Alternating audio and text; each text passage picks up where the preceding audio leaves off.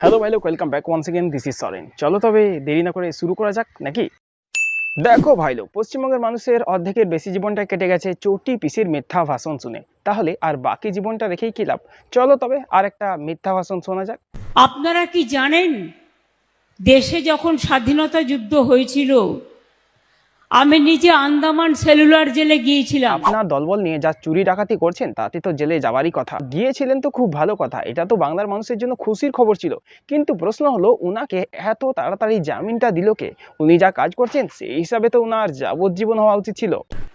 আমি দেখে এসেছিলাম ওখানে যে স্বাধীনতা সংগ্রামীরা ছিলেন দীর্ঘদিন বন্দী, তাদের মধ্যে সবচেয়ে বেশি সংখ্যক ছিল বাংলা এবং তারপরেই ছিল পাঞ্জাবি বন্ধুরা। ও আচ্ছা আচ্ছা, তাই বলুন। আমি তো ভাবলাম উনি বোধহয় জেল খাটিয়ে গিয়েছিলেন।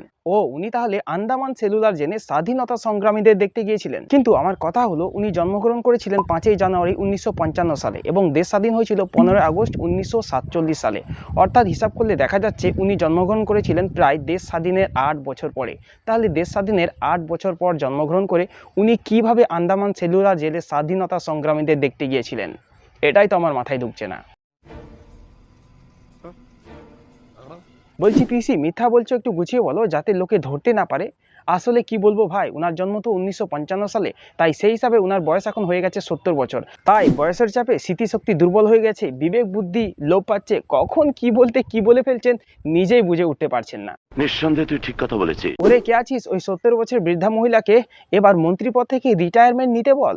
বৃদ্ধা ভাতা নয়, পশ্চিমবঙ্গের মানুষ চাঁদা তুলে উনাকে দিয়ে দেবে। দেখুন দাদা দিদিরা, আপনার ছেলে মেয়েদের যদি পড়াশোনা শেখাচ্ছেন তাহলে বলবো আপনারা কিন্তু দারুণ বড় একটা ভুল করছেন। পড়াশোনা না শিখে কি করা উচিত সেটা আমি বলবো না, আমাদের চটি পিসিই বলবে। গভর্নমেন্ট চাকরি করতে গেলে কতগুলো সিস্টেম আছে। ইন্টারভিউ কল করে, আপনাদের পরীক্ষা দিতে হয়, ইন্টারভিউ দিতে হয়। এদিকে লক্ষ্য রাখবেন ভাইরা আমার, চিন্তা করার বা হতাশাগ্রস্ত হওয়ার কারণ নেই। একটা চায়ের দোকানে চা বিক্রি করলেও চা বিস্কুট ঘুগনি ইনকাম খারাপ হয় না, চাকরির থেকে বেশি টাকা পাওয়া যায়।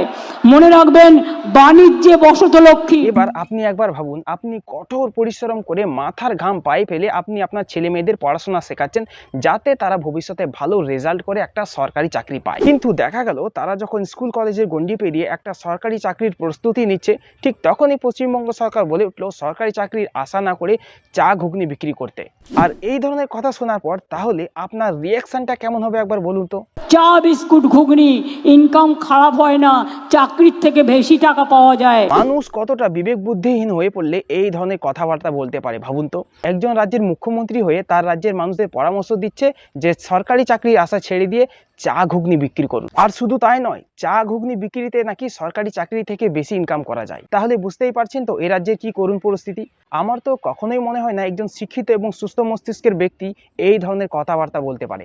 সঠিক বলেছেন। চা বিস্কুট ঘুগনি ইনকাম খারাপ হয় না, চাকরির থেকে বেশি টাকা পাওয়া যায়। ভাই লোক, একজন চাওয়ালাকে জিজ্ঞাসা করলেও সে বলবে যে আসলে উনি উনার রাজ্যের শিল্প কর্মসংস্থান এবং সরকারি চাকরি দিতে পারছেন না সাধারণ মানুষকে, তাই উনি এইসব ফালতু পরামর্শ দিচ্ছেন। উনি সব জানেন, জেনে শুনেই সব বলছেন। জেনে শুনেই বলছেন দিতে পারছে না, বেকারের চাকরি দিতে পারছে না, এই করো চা দোকান করো, এই করো বলে কাটিয়ে দিচ্ছে। একজন চাওয়ালাও তার ছেলে মেয়েদের বলে ভালো করে পড়াশোনা করো এবং ভবিষ্যতে একটা সরকারি চাকরি পাওয়ার চেষ্টা করো। আর উনি রাজ্যের একজন মুখ্যমন্ত্রী হয়ে সরকারি চাকরি আশা ছেড়ে দিয়ে ঘুগনি বিক্রি করার কথা পরামর্শ দিচ্ছেন। তাহলে ভাই লোক, বুঝতে পারছো উনার মেন্টালিটিটা কোথায় গিয়ে নেমেছে। আমি তো ব্যাস এইটুকুই বলবো, উনার যখন রাজ্যের মানুষের জন্য শিল্প কর্মসংস্থান সরকারি চাকরি এসব দেবার ক্ষমতা নেই, তাহলে সাধারণ মানুষ কে কি কাজ করবে, কে কি পেশায় যুক্ত হবে সেটা বলারও উনার কোনো অধিকার নেই। নিঃসন্দেহে তুই ঠিক কথা বলেছিস। আর আপনি যদি আমার এই কথার সাথে সহমত হন তাহলে চ্যানেলটা সাবস্ক্রাইব করুন এবং আপনার মতামত কমেন্টে অবশ্যই জানান। একটা চায়ের দোকানে চা বিক্রি করলেও চা বিস্কুট ঘুগনি ইনকাম খারাপ হয় না, চাকরির থেকে বেশি টাকা পাওয়া যায়। আচ্ছা, তাই যদি হয় উনাকে কেউ গিয়ে বলো তো মন্ত্রী পদ ছেড়ে দিয়ে 2 মাসের জন্য চা ঘুগনি বিক্রি করুক আর দেখুক মাসে কত টাকা ইনকাম হয়। দেখুক চা ঘুগনি বিক্রি করে সরকারি চাকরি থেকে বেশি ইনকাম হয় না কম ইনকাম হয়। আর ওই টাকাতে দিয়ে 2-4 মাস সংসার চালাতে বলো, তাহলেই বুঝতে পারবে ওই টাকা একটা সংসার চালানোর জন্য যথেষ্ট কিনা। যেমন আমি আগে বললে অনেকে আমাকে টোন টিটকিরি করতো, তারা আজকে বুঝবেন।